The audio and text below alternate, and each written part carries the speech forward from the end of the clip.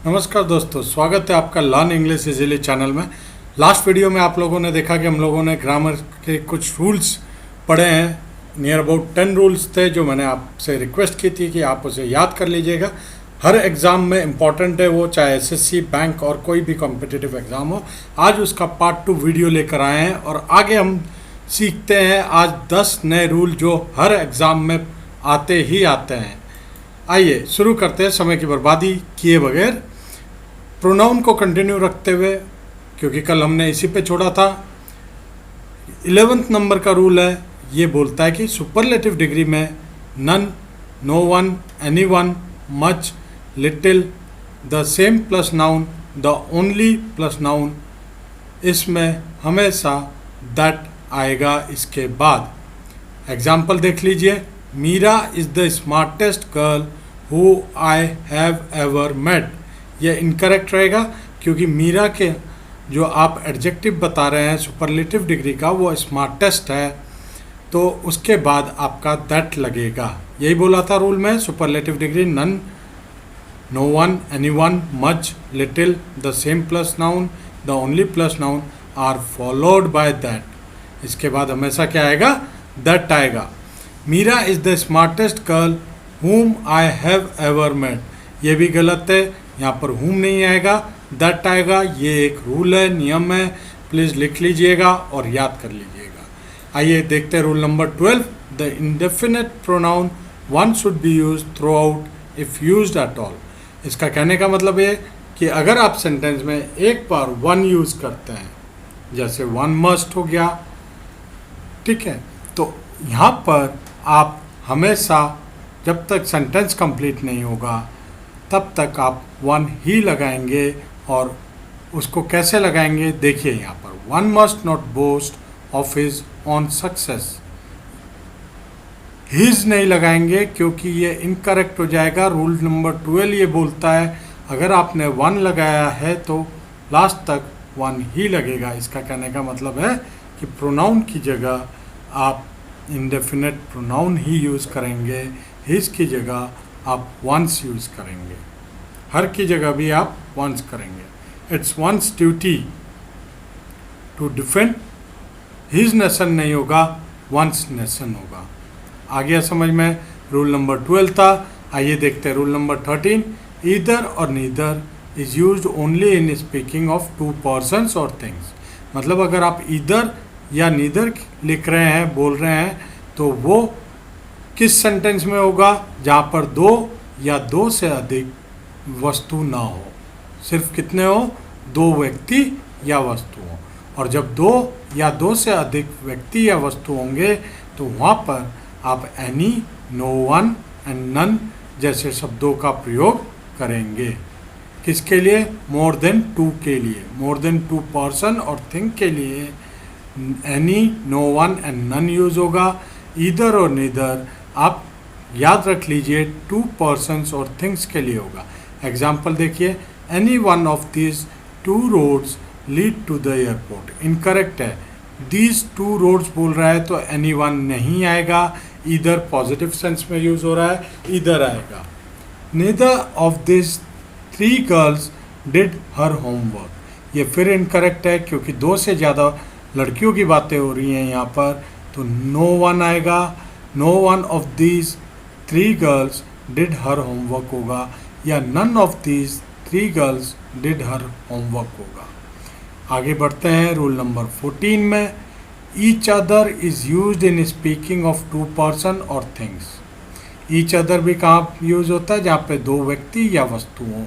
और one another होता है जहाँ पर दो या दो से अधिक व्यक्ति, दो व्यक्ति से अधिक या वस्तु होती हैं। दो में तो आपका ईच अदर ही होगा। The two brothers loved one another. One another वाला पार्ट गलत है क्योंकि यहाँ दो भाइयों की बात हो रही है, तो दो में क्या यूज़ करते हैं आप? ईच अदर यूज़ करते हैं। आइए देखते हैं rule number 15। A pronoun must agree with its antecedent in person, number and gender. Right? Each of these boys has done their homework. Incorrect है, ईच लग रहा है तो एंटीसीडेंट प्रोनाउन का आप यूज़ करेंगे हिज। देखिए ईच से सेटिस्फाई करना चाहिए तो सिंगुलर लगेगा आपका। देयर जो है वो प्लूरल है। Rule number 16, when two or more singular noun joined by and, जब दो और दो से अधिक नाउन को आप एंड से जोड़ते हैं और वो एक ही व्यक्ति या वस्तु होता है तो वैसे केस में जो प्रोनाउन लगेगा वो सिंगुलर का लगेगा। एग्जाम्पल देखिए, the collector and district magistrate is not negligent in their duty. ये इनकरेक्ट है। यहाँ पर क्या आएगा, the collector and district magistrate is not negligent in his duty. तो आप प्लूरल प्रोनाउन यूज़ नहीं करेंगे, देयर यूज़ नहीं करेंगे, आप क्या यूज़ करेंगे, हिज। अब आपको कैसे पता चलेगा कि the collector and district magistrate जो बोल रहा है वो एक ही व्यक्ति है?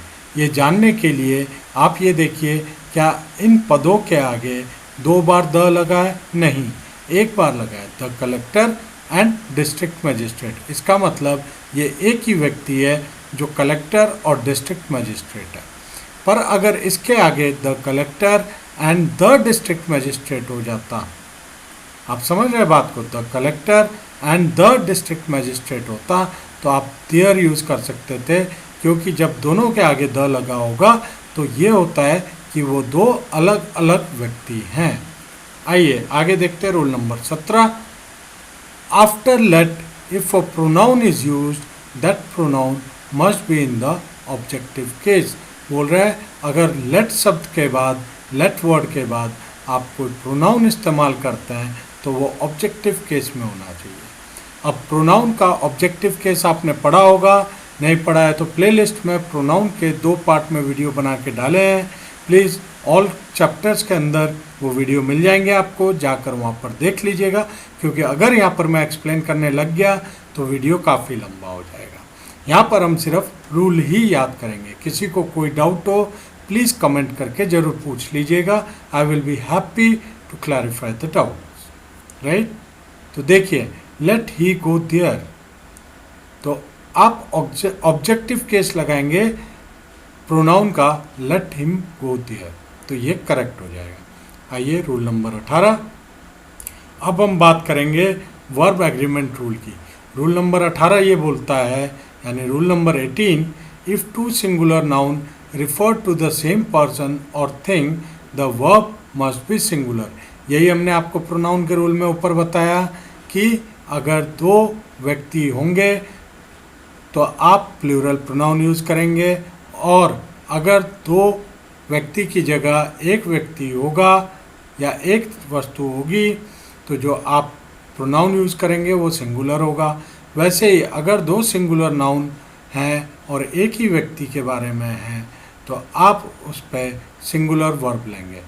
The secretary and principal are coming, ये इनकरेक्ट है, ये होगा the secretary and principal is coming.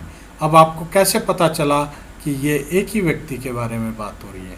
देखिए, 2 सिंगुलर नाउन है, सेक्रेटरी एंड प्रिंसिपल, बट ये एक ही व्यक्ति है। ये कैसे पता चला? अभी मैंने आपको बताया था, अगर दोनों के आगे द लगा होता तो वो 2 व्यक्ति होते, पर यहाँ पे दोनों के आगे द न लग के सिर्फ एक के आगे द लगा है, दैट इज सेक्रेटरी के आगे, तो ये एक ही व्यक्ति की बात हो रही है। Here the same person is secretary as well as principal. आ गया समझ में? इसलिए हमने आर न लगा के इज लगाया।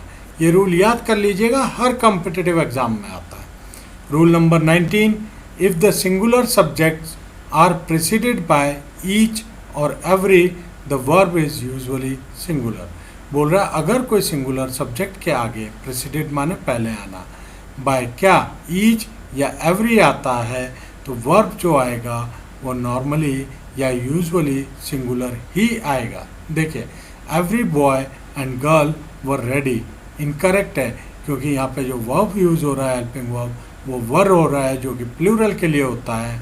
ठीक है, यहाँ पर आएगा every boy and girl was ready. बहुत सिंपल रूल है, दिमाग में बिठा लेंगे तो एग्जाम में मार्क्स आ जाएगा।